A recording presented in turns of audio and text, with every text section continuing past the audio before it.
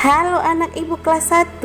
Hari ini kita bertemu kembali dengan pelajaran kita bab 6 bagian B, kelahiran Yesus.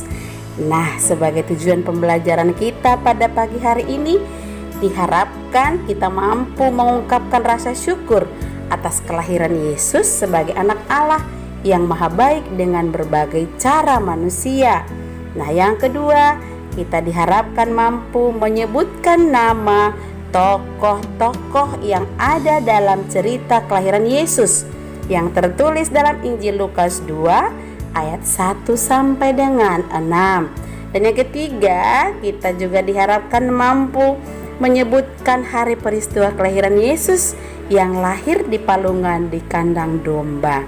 Nah, anak-anak ibu yang tersayang, mari kita bersiap untuk belajar bersama pada pagi hari ini. Kita akan lanjutkan dengan doa pembukaan. Dalam nama Bapa dan Putra dan Roh Kudus, amin. Tuhan yang baik, berilah kami hati yang penuh sukacita dalam merayakan hari kelahiran-Mu, amin. Dalam nama Bapa dan Putra dan Roh Kudus, amin. Anak-anak ibu akan mengajak kalian untuk melihat beberapa gambar yang berhubungan dengan Natal. Gambar yang pertama adalah pohon Natal.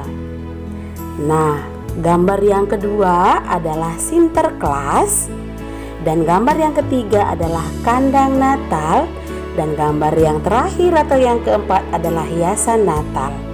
Semua orang Kristiani, baik Kristen dan Katolik, merayakan hari Natal dan merayakan Natal itu dengan penuh sukacita. Nah, anak-anak ibu,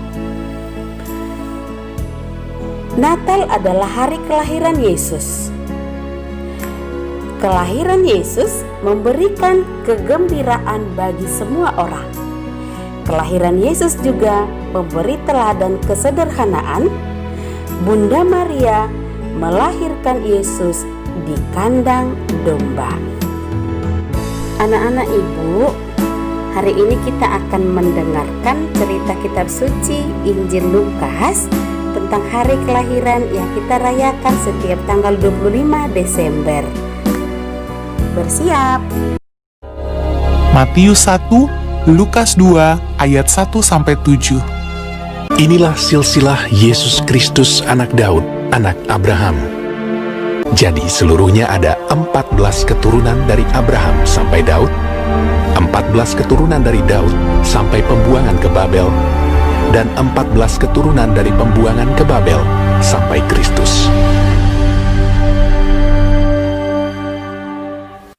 Kelahiran Yesus Kristus adalah seperti berikut. Pada waktu Maria ibunya bertunangan dengan Yusuf, ternyata ia mengandung dari Roh Kudus sebelum mereka hidup sebagai suami istri. Karena Yusuf suaminya seorang yang tulus hati dan tidak mau mencemarkan nama istrinya di muka umum, ia bermaksud menceraikannya dengan diam-diam. Tetapi ketika ia mempertimbangkan maksud itu, malaikat Tuhan nampak kepadanya dalam mimpi dan berkata, Yusuf anak Daud, janganlah engkau takut mengambil Maria sebagai istrimu, sebab anak yang di dalam kandungannya adalah dari Roh Kudus. Ia akan melahirkan anak laki-laki, dan engkau akan menamakan dia Yesus, karena dialah yang akan menyelamatkan umatnya dari dosa mereka. Sesudah bangun dari tidurnya, Yusuf berbuat seperti yang diperintahkan malaikat Tuhan itu kepadanya. Ia mengambil Maria sebagai istrinya. Pada waktu itu, Kaisar Agustus mengeluarkan suatu perintah, menyuruh mendaftarkan semua orang di seluruh dunia.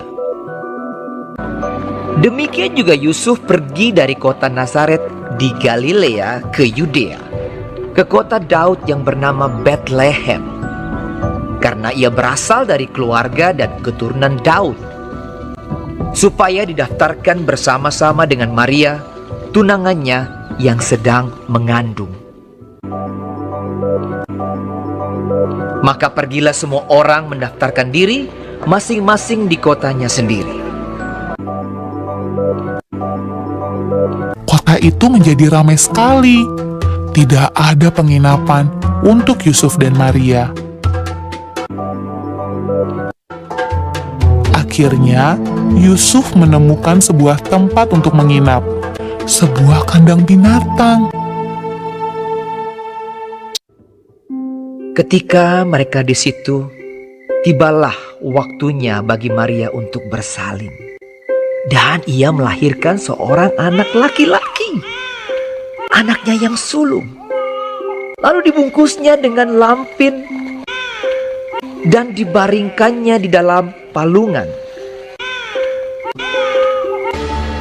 Hal itu terjadi supaya genaplah yang difirmankan Tuhan oleh Nabi.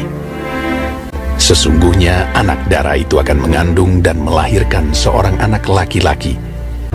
Immanuel, Allah menyertai kita. Dan Yusuf menamakan dia Yesus.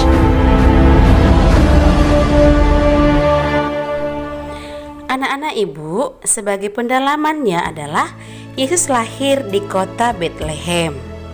Yesus lahir di kandang domba, dibaringkan di palungan, dan dibungkus dengan kain lampin. Para gembala juga yang sedang menjaga kawanan domba datang menyembah Yesus. Hari kelahiran Yesus disebut hari Natal, dan hari Natal dirayakan setiap tanggal 25 Desember.